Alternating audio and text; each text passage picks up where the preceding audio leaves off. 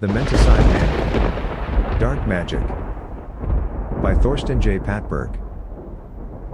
Witchcraft and sorcery do exist and are practiced everywhere in the world. They are scientifically demonstrable. Introduction. Every writer on this planet must necessarily believe in magic because they know that their written words have an effect on people. There is no physical causality. All great literature is in effect magic, light magic or dark magic, or shades in between. The Malleus Maleficarum by Jacob Spengler is about how to trial and torture witches. It is very dark magic. Churches are literally shelters to keep out Lucifer and his minions. Our children love magical creatures such as the Tooth Fairy, unicorns and Santa Claus. Disneyland is by name the Magic Kingdom, least we'd forgotten. Those are supposed to be light magic, of course. Dante's Inferno is about mythical angels and demons, and probably a healthy shade of grey magic. Goethe's Dr. Faustus signs a pact with Mephistopheles, the devil. Definitely dark magic. Thomas Mann wrote The Magic Mountain, that hellish paradise on earth. Ditto. The best English writers in the world, from William Shakespeare to Somerset Maugham, write about dark pacts and evil men. And so write the best Russian writers, from Nikolai Gogol to Fyodor Dostoevsky, whose dark twisted invocations include walking noses, doppelgangers and the mental depravedness of madmen who, always, seem possessed by forces beyond their control. The most commercially successful American writers, say Stephen King or Philip Roth, sell millions of copies about Sabbath puppeteers, supernatural powers, twilight worlds and body snatchers. Their writings often hint that much at dark magic, but are understandably mitigated and diffused by editors in gate gloves. Fantasy authors such as George Martin or J.R.R. Tolkien are world famous precisely because they write about magical healers, necromancers and the undead. All our elites practice dark magic, from the Freemasons, the Rotary Clubs and the Taoists, over the Club of Rome to the Davos men and the academies. All their members are writers. And writers know. Enough said. It is not just merely about the writers, it is about rulers who trail and control, trick and manipulate. Awareness disclaimer: this chapter is 18+ reading only. In this text there are samples of dangerous spells and maledictions. Part 1. Alchemy. Alchemy is transforming one substance into another. If it is done by mixture or compounding, it is mere chemistry. Only if it's done by trickery is it true magic. In European folklore during medieval times we see an obsession with turning worthless manure or dirt into food, or cheap metals into silver or gold. This can actually be done, but not by the honest and poor folks. A few entrepreneurs were also poor, but not so honest, so they set out and beggared from town to town as so-called alchemists, selling dubious healing potions and transmutations. Those fake alchemists were technically the bums and homeless of their time. They could talk about riches, but they could not perform riches, not for themselves, and certainly not for strangers. Today, the same type of homeless people run about and talk of turning any opportunity into shiny gold, but they neither have it nor do the part. The fake alchemists out of the way, let us look at real alchemy. In 1984, some ingenious entrepreneur in Texas, USA, collected cow dung and sealed it with transparent acrylics to be used as, I don't know, as paperweight? Soon, the Texas bullshit from San Antonio sold for $10, $20, then $30 a piece. 30 years later, it sold as a collector item for $2,000. And that is exactly the worth of 1 ounce of gold, last date checked, February 2022. So, bullshit to gold. Not too shabby. Now, let us upstage that. Let us transform nothingness into great wealth. There are incredibly resourceful alchemists who can turn loops and holes or any other invisible stuff into precious metals. This supernatural ability is sometimes referred to as Midas touch, about the legendary Hellenic king who was gifted by the gods the power of turning everything he touched into gold, including his wife, children and the water he needed to last. Although potentially catastrophic, the impossible can be done. There are two ways of such horrifying alchemy: usury and advertisement. First is usury. The usurer gives away 4 cows now under the condition that he receives back 4 cows and 1 pig later. Wow, that is true magic, right? Where does the 1 pig come from? Not the usurer's concern, we will come back to this soon. The 1 pig had to come into existence somehow. Second is advertisement. That sort of trickery is even more powerful. The advertiser can sell the most ridiculously cheap stuff, even stuffing it with holes or air or ideas or emptiness, as long as he boxes it in the most colorful cardboard. One English alchemist, traded on the London Stock Exchange of all places, sells dirt cheap plastic for twice the price of silver. You've read that correctly. 25 kilograms of plastic are $2, but 25 kilograms of silver are worth $20,000. Twice the price would be $40,000 worth of silver generated from just $2 plastic. Magic. How did the alchemist do that? Well, said alchemist sells plastic wargaming miniatures, of course. He molds the plastic into sprues, less than 10 cents each, and puts them into huge colorful card boxes. When children see the box art, they are running amok. They want to buy the worthless products based on, in this case, a fully assembled, glued, painted and masterfully manipulated imagery of a miniature army advertised, a spook that is definitely not in the box. Both usury and advertisement can be combined to create entire cities out of thin air, blue ink or just a handshake. The biggest alchemists on the planet are investment bankers. Let's say, hypothetically, that fictional Black Bale, a land alchemist, wanted to conjure 500,000 residential units. It is the year 2020?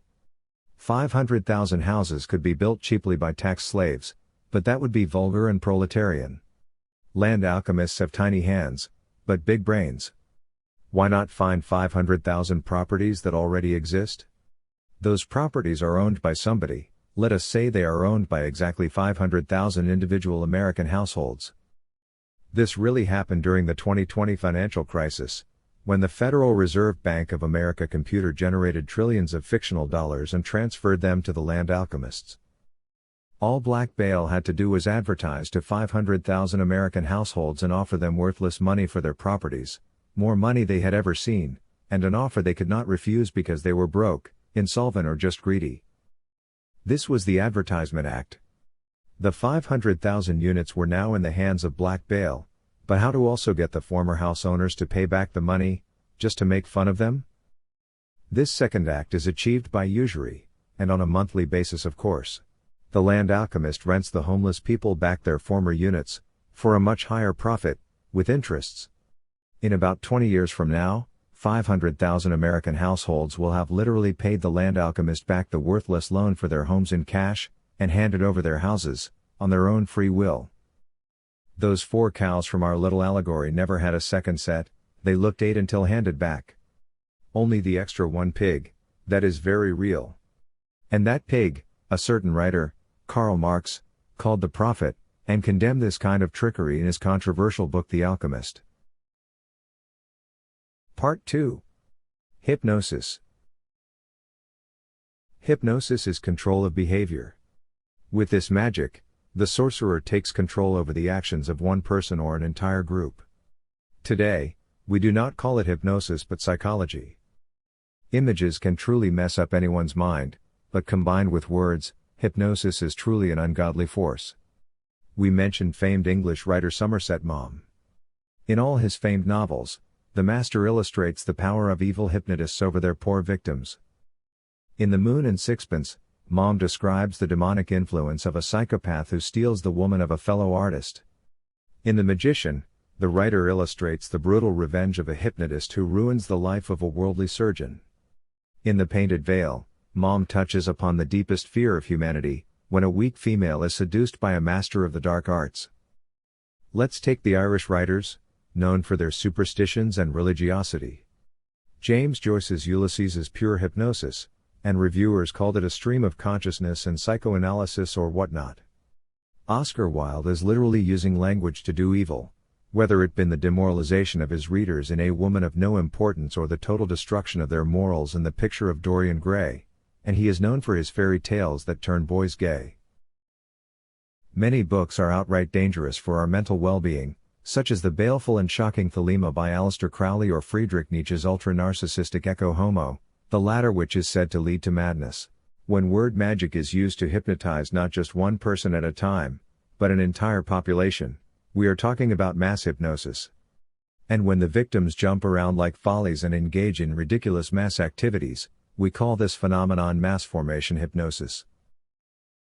Some hypnotists talk their victims into body mutilation, such as removing parts of their genitals, the foreskin of penises or the labia of vaginas. Once such a mass formation starts, it is almost impossible to contain. In 2022, about 1/3 of all males in the world are circumcised, mostly in magic-ridden regions of Africa, the Middle East and India. There were many more gruesome mass formation hypnoses in world history. Some magicians in the 10th century bewitched the Chinese Emperor Li Yu, who had his concubines cut off their toes so that they could only tipple whence, not run. But they fell over for the next 100 years, so it was decided to bind their toes under the sole of their feet, starting at infancy. Those tortuous lotus hoofs were still sold on the streets of Shanghai in 1990. Brains do not protect from dark magic. Court historians were perfectly reasonable men who could use their wits and seduce the emperor's concubines. So the emperor babbled something about superstitions and bad moon, and had his historians amputate their own testicles before coming to office. There are several forms of mass hypnosis still being practiced in civilized America. Some are harmless, symbolic only, to degrade the people, such as civilized men made to wear cotton penises tied to their necks, or civilized women to walk on strap-pointy spikes. More insidious, depraved hypnotism is performed though. It is possible to control women and have them sacrifice their unborn babies. This disgusting jinx we call abortion. And in all these mass formation hypnoses, the victims never suspect dark magic at play, or are too ashamed to speak up. And even if they did, dark magic is entirely legal. Hypnotists are charismatic and persuasive. If we gave them access to our children, it is entirely conceivable that they could turn boys into girls, girls into boys, revert to animals, have the children kill animals, torture classmates or self-mutilate. On their own free will, because it is mass formation hypnosis. Part 3. Spells and Curses. Casting a magic spell has an immediate effect on the victim. Everyone witnessing the spell sees the effect. Everyone understands it. The magic is irrefutable. Magic spells require certain preparations, rituals and personal items in case the target person is not present. This can be a photograph, a strand of hair, or even a close relative who establishes the spiritual bond. Sometimes, the setting is of great importance. Is it set in nature, in a holy place, in public, or in a seclusive war room? The correct wording is of utmost importance, and, once translated into a different language, a spell often loses its original power or could have no effect at all. Therefore, I shall present here a German spell, translated into English, and explain its effect. This death spell is taken from a chance publication of the Sunday's column of Tagesspiegel from February 6, 2022. The author was Harold Martenstein, 68, a propagandist and regime loyalist, and one of Germany's best-known journalists. And because he was such an eminent man of letters, editors and proofreaders at Tagesspiegel overlooked an actual death spell. Now, before we read the spell, in translation of course, I am not suicidal. It should be explained that the article magically disappeared, the paper copies were burned, and all digital traces censored. Martenstein was fired immediately. Social media platforms who reproduce the original German death spell will be punished, according to the Netzwerk DG 2018, with 50 million euros in fines. Over 1,000 commentators had their commentaries removed, their bank accounts frozen, and the police knocking at their doors. Any reproduction of the death spell, even by mere paraphrasing, is considered a hate crime. Now, here is the German spell, machine translated into English. Quote, death spell, anyone who evokes the Hitler comparison, which of course is never true, wants to portray their counterpart as absolutely evil, as non-humans. The comparison does not want to belittle Hitler, it turns him into a kind of atomic bomb intended to morally destroy a political opponent. The Jewish star, on the other hand, is supposed to make its modern wearer absolutely good, a total victim. End of quote. Death spell. H. Martenschein, Tagesspiegel, from the German original, removed, February 6, 2022. If you can plant that spell on your victim, in Germany or anywhere else in Europe, he is dead and finished. Each culture has its own curses and death spells. That's why the Chinese government banned several original texts by Mozi, who was an ancient magi in 400 BC. He had some pretty heavy death spells going on. Just try and investigate the Sanzu spell, extirpation of 3 generations, or the Yizong, kin extermination. This is brutal stuff, leading to the total annihilation of the victim and his entire bloodline. Their spell to end America is Shengren. I do not plan on endangering neither myself nor my readers, so let that it be it on the topic of death spells. As to control spells, they are not intended to ruin or erase your opponents, but instead to have power over them so as to use them as your personal wallets, sex slaves or bodyguards. You might want to look into the works of the mystics such as Helena Blavatsky and her Shil Theosophy, or Arthur Machen of the Illuminating Hermetic Order of the Golden Dawn, or Carl Jung and his Creepy Container and the Contained Self-Help Groups. For attack or defense spells, look no further than former U.S. President Barack Obama, his synthetically fertilized wife and the White House. They are technically another satanic cult. According to the British Broadcasting Corporation BBC, a respectable media outlet, during his 8 years' reign, Obama cast 1,878 drone spells, targeting buildings thousands of miles away, wiping out entire villages of San people. As to the best writers in the world, in addition to the aforementioned, all use word magic or allude to powerful control spells.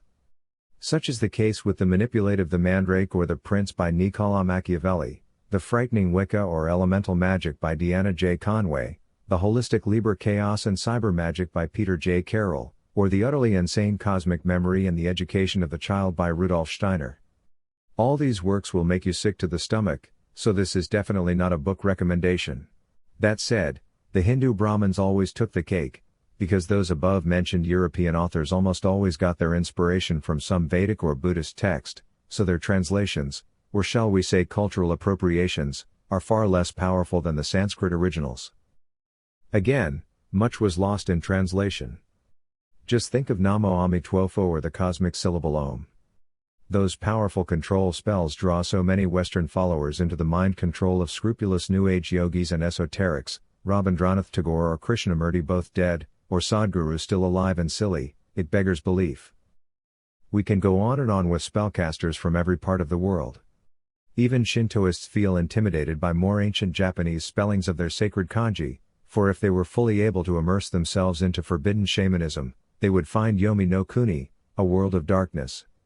Even the more recent occult literature on Killer Kami and Oni lore and other bizarre literature by Yukio Mishima or Taita Monogatari evoke this author's memories of indescribable, xenophile phantasmagoria. The Japanese basically have orgy, honor and suicide spells. Part 4. Panacea. The word panacea is Greek and denotes the magic potion that cures all ailments. A recipe or medicine that heals everything. There are thousands such stories. In the 15th century, Spanish conquistador Juan Ponce de Leon set sail from Puerto Rico to Florida to find the mythical land of Bimini. It was fabled to harbor the fountain of youth. The English filmmaker David Firth in 2018 released a 12-minute animated horror entitled Cream, which captures the essence of the panacea philosophy. While overly exaggerated and cynical in tone, techniques used by artists to help their films get past the censors, Cream is deeply disturbing because of two truisms. First, yes, they will tell us certain substances are the solution to all our problems. Tobacco was once advertised as enhancing fertility, curing mental illnesses, empowering women, and helping against the flu. Second, no, if such a magic formula really did exist, our rulers would never allow it. Just imagine we had a cure for cancer. That would wipe out a $100 billion cancer research industry and probably bankrupt a $1 trillion hospital business. Those who refuse the panacea are considered offensive. They obviously want us all to die and suffer. Once marked a denier of the Panacea, the poor victims can be tormented from afar. This is not a joking matter. The governments can twitch and bend and break their bones, ruin their lives and disown their families. The punishment for not taking your forger medicine that was designed to cure all ailments is real. In Europe, millions of mugshots hang about with the faces of Panacea refuseniks, now labeled as terrorists, racists, haters or deniers of science, and the entire society is mobilized to treat them worse than cockroaches or lipas. Part 5. The Future.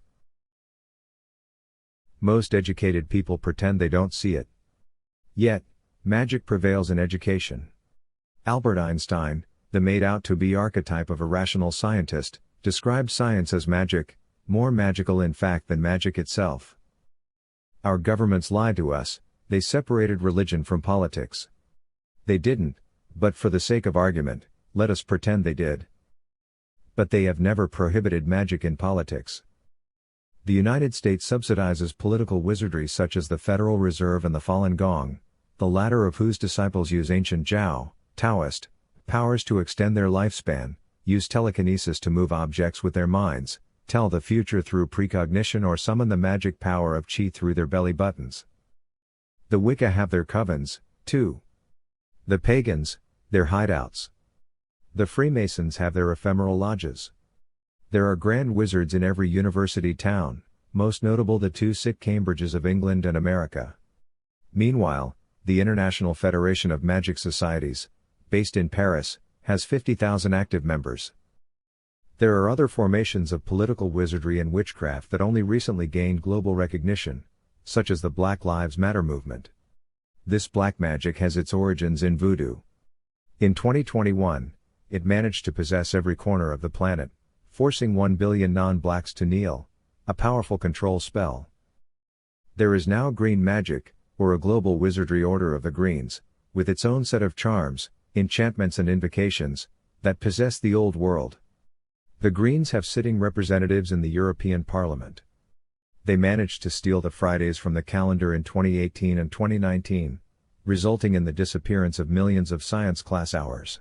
Gigantic wind turbines extract power from storms to feed us green energy, and a tithe of 10 million birds annually must be paid to Mother, the Earth Spirit. Witches are everywhere now, especially in the electric darknet.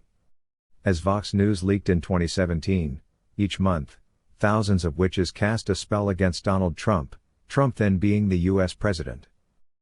The occultists on Trump's side, meanwhile, unleashed memes and chaos magic.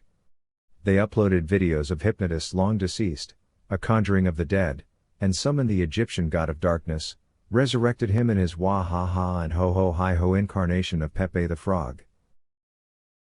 We haven't even begun to experiment with blue interstellar and cosmic magic yet, let alone explore the possibilities of all 11 dimensions.